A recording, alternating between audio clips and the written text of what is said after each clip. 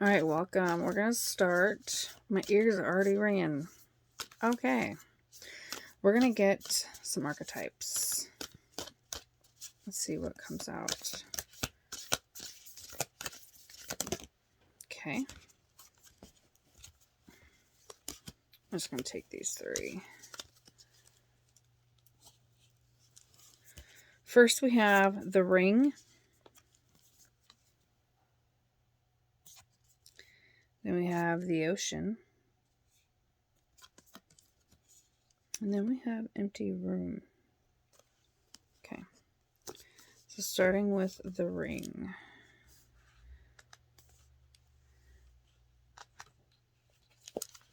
Okay.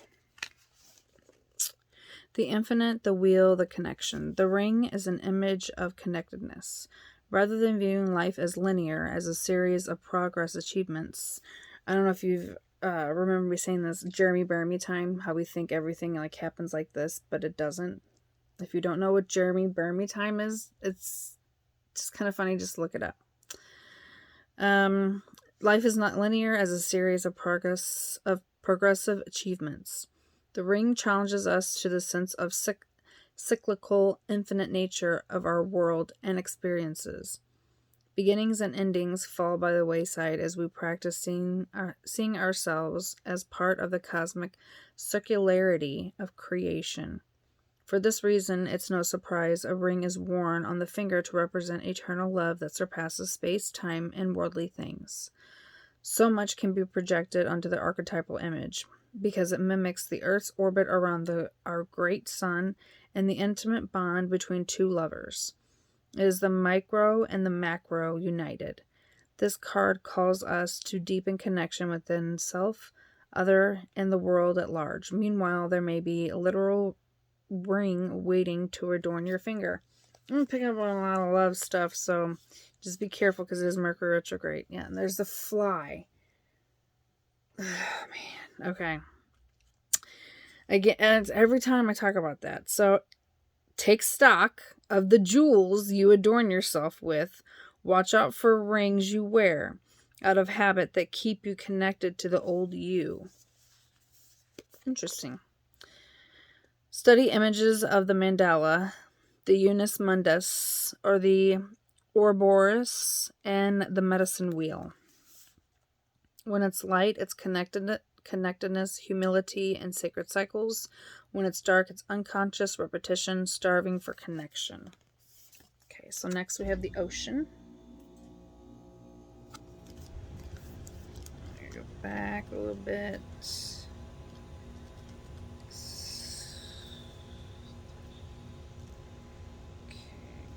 Close to the ocean. All right. The unconscious, the depths, the incomprehensible. Okay, so maybe I'm picking up that this is something with your subconscious. Yeah, your subconscious and your conscious coming together. With the transits also coming in with the moon, and there's a lot of conjunctions, and I forgot exactly what it was, but there is like a link between our subconscious and our conscious.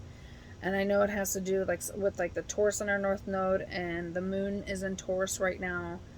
So there could be some things because it is Mercury retrograde. But at this point in time, we're kind of getting a grasp, or more clarity is what they said, more clarity between the subconscious and the conscious. Okay, so the power of the ocean is unmatched. To step into its salty waters is to step into the unknown. By its sheer volume, the ocean represents the unconscious, all that is beyond our understanding. We cannot live within the ocean. We cannot claim it, manage it, or own it. It rejects our every attempt to dominate nature, yet amid its overwhelming power, it calls to us, inspires us, and invigorates our life on land. It dissolves the little us into the big us. When the energy of the ocean is present, there is a change stirring that is beyond any change you've known before. The ego must dissolve. The saline swells work on your very cells, your fibers, your deepest underlying beliefs, like Aphrodite. We rise from the ocean's froth, a new beginning. Life is changed. Let the wave crash. Is this a reading for myself? That's crazy. The ocean displays every emotion without shame.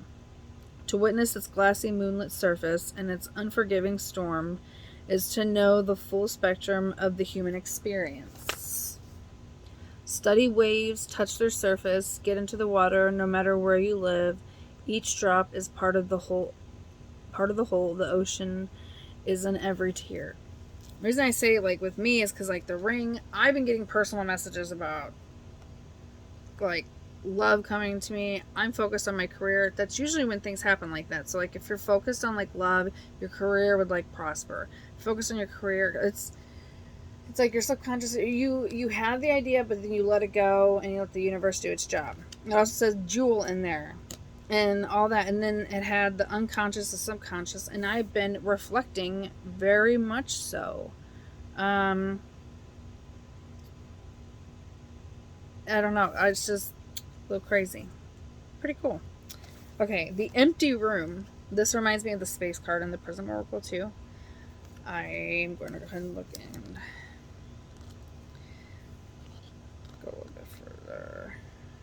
I guess the next one. Yep. Okay. The vortex, the abyss, the nothing. Yes, the void, where nothing never occurs. It's actually just like a void. Things do happen, but there's cycles. The empty room haunts us all. It is the universal and the all too frequent feeling of lack, of wanting, of the craving to fill ourselves with something, anything.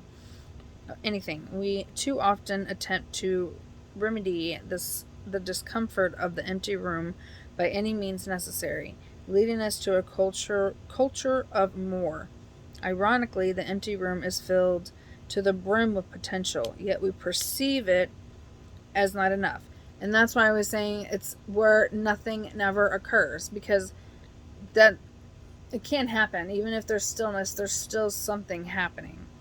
And even though the room's dark, there's still a lot going on. I'll show you the card again. This card is a cry for patience, for sitting within the barren walls of not knowing, for awaiting the true vision and purpose before attaching to what we should do next to save our outward appearance. Be with the nothingness, be with the impatience. The empty room has immense power. Let others wonder what you are doing. If you can settle into the magic of emptiness, you will soon hear its whispers of wisdom. This reminds me a lot of isolation meditation too. So there are lessons to be learned here. Be comfortable with the uncomfortable. There's something coming in. I think there's like a reflection that you need to do, and you're going to be going into like this type of void. There's something to be found in there though. So take some time to rest, meditate if you can. Sit with nature. If you're busy, just do the best that you can. Like I said, if you go on a break or something, whatever you can, just, or in the shower, wherever you feel most comfortable, just try to center your body. Just do like a full body awareness. You can look those up on YouTube too. There's like a 3-minute or 5-minute just like body check-in where you breathe and you just feel your body, listen to the sounds, feel the sensations, and just recognize them. Don't reject them. Don't do anything. Just recognize and bring awareness. The archetype of the empty room is also portrayed as the hungry ghost, always feeding and never satisfied. Okay, so you're looking for something, not satisfied. A day of silence is a surefire way to harness the power of the empty room. When light, spaciousness, potential, possibility. When dark, addiction, instability, more for more sake. Okay, so what I'm truly picking up is that you're going into this state here. There's something that is coming to you, but there is some wisdom that you need to seek. And when they say addiction, I just would like to bring up that addiction can come in many forms. It could be addicted to like watching TV. It could be addicted to gaming. It could be addicting to social media. It could be addicted to spiritual bypassing, which is living in a state of I live in this and nothing can touch me. That's you're gaslighting yourself, and that's toxic positivity.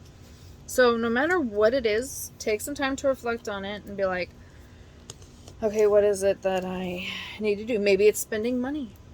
That just came to me. So if whatever resonates with you, just go with it, and take some time to reflect on that. Okay, now we're going to get some cards out. Let's see.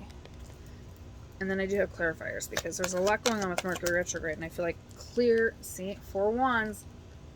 This is stable home, could also be a union with somebody. Could also represent like twin flames. I've talked a lot about twin flames. And there's different, like there's karmic partners. What I truly believe is that there's divine counterparts. I do believe that there are people that match our energies.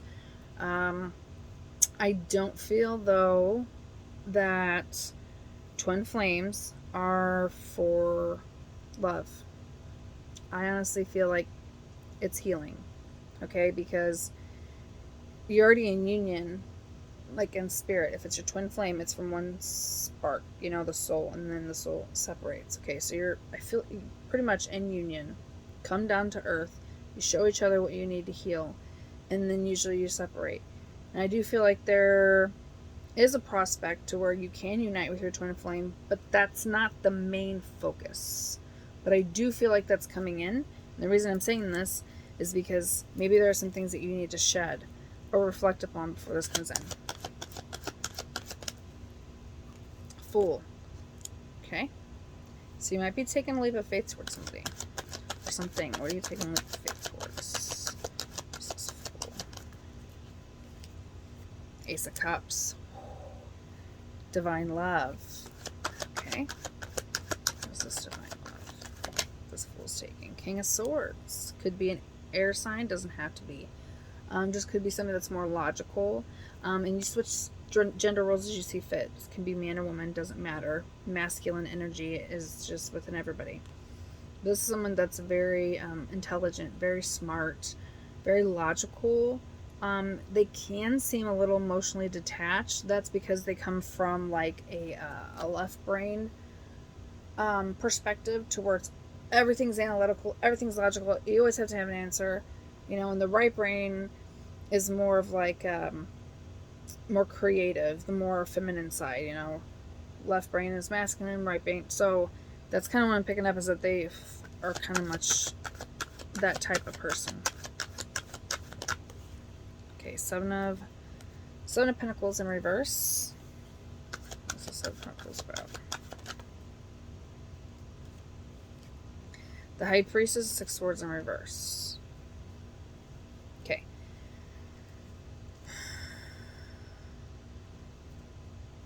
I'm going to get a couple more cards, and then we'll clarify. Yep, the Tower in reverse. So I'm picking up the Justice in reverse and the Hierophant. Okay. Yep. So there's heavy spirit here. The bottom of the deck, Six of Wands in reverse. Okay. Again, this really kind of does go with like what I was talking about. If you think that twin flame is just about love, you are going to be very disappointed. It is about looking at yourself. I feel like there is stability coming in. You're going to be taking a leap of faith into love. This could be you being your masculine energy as well, or it could be somebody else. But I'm really picking up, looking through this, that you did take a leap of faith into what you thought was like divine love, but it really wasn't for you. And it was something that you had, seeds that you had manifested, something you had planted a long time ago, and you realized it wasn't for you. Okay? You didn't listen to your intuition, and you got into some bumpy waters. And again, this is sword energy. So that's what I'm picking up, is that either this person or you caused some mental confliction to where there was no peace. I see a lot of pain coming from this, from not listening to your intuition. You were able to avoid a tower moment. You had an epiphany about the situation. I feel like you were very close, and you are trying very hard. Yeah, the moon underneath there, the secrets were illuminated. Yeah, it was a passionate new beginning, but it's dead and gone. Ten of Swords at the bottom, it's dead and gone. So that's why the Tower is in reverse, because this has already happened. Okay, it was an injustice, but this is divinely guided. Okay, so again, we don't need to get karma back. We don't need to get revenge. The universe sees all. Okay, so this was truly divinely guided. It was something that you needed to heal, something that you needed to understand. All right, 4 wands. Okay, you're gonna give me that many cards. Okay, 5 of Pentacles, 10 of Swords, 8 of Swords, 2 of Cups, 2 of Wands. You gotta be kidding me. 3 twos right in a row. And 2 of Swords. Okay, so before we go any further, there was a union of some sort, okay? There was something that was there. But 5 of Pentacles, there was rejection, abandonment. You could have lost financially. You felt left out in the cold. You needed help. And nobody cared. You were left alone to your own devices. So I feel like you went through a lot. A big dark night of the soul. 10 of Swords, okay? You ended that. There was a lot of pain. It was still conflicting. And then so as you ended it, you went to 8 of Swords, going back down. As I think Dark Night of the Soul, coming back down, like retreating within yourself into hermit mode, into isolation, and realizing that it's still, because it had some mental entrapment and confused you, and you felt bound to this, okay? So, and it was 2 of Cups, okay? So this was a lover situation. This was some, yes, and I'm getting a high-pitched ring. It was a lover situation, or somebody, it doesn't have to be romantic, it's just somebody that you loved very dearly. And there was a passionate decision that you had to make. 2 of Wands. You had to make a decision to choose yourself, and I believe you did, because 222 is going to be a significant number. They literally came out all together. 2 of Swords, you cut them out. You went with intuition, you cut them out. Okay, so that is what clarified the 4 of Wands. Now, Fool.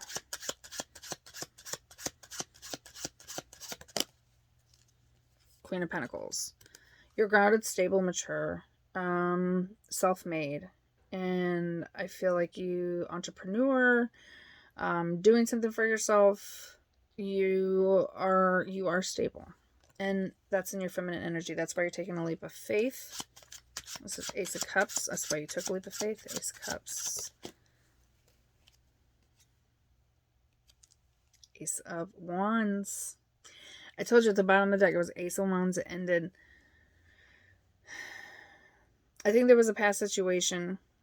There was a new person that possibly came along, and you took the leap of faith. It was a passion. You felt like it was divine love. It was passionate beginning, and I feel like it was here to teach you something. King of Swords.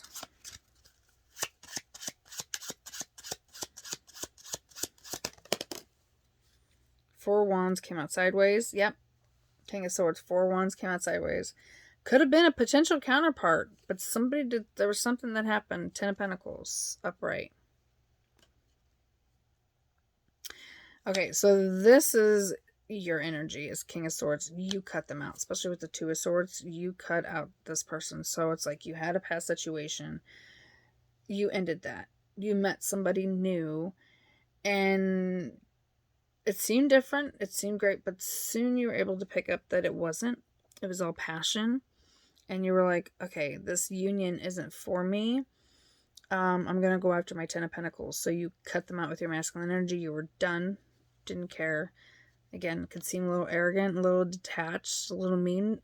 But you had to do what you had to do for your own well-being. Okay. 7 of Pentacles. In reverse. Thank you. Page of Swords. Okay, so communication. You wanted some communication. I'm going to clarify the High Priestess and 6 of Swords. This card kind of want to come out. 4 Cups. Yeah. So this person was like a kind of a page energy. Okay, so 4 Cups. This talks about getting an offer from the divine to get you out of your stagnancy. So I feel like that's why this happened, that this person came into your life to get you moving, to change things up, to get you out of the space that you were in. Okay. But I think you took this offer and then realized quickly that this person's just a page of swords. Well, you're the king of swords. Tennis, the tower. Tennis. Maybe you guys are going back and forth. Tower, Queen of Cups. You are intuitive. You know. You're caring. You're nurturing. And that's where you were able to have this epiphany with this tower. It's because you understand and you reflect and you look back and like, okay, this isn't for me. This is not what I want. I'm going to adjust. I'm going to do whatever I need to do and reflect on this. Justice in the Hierophant.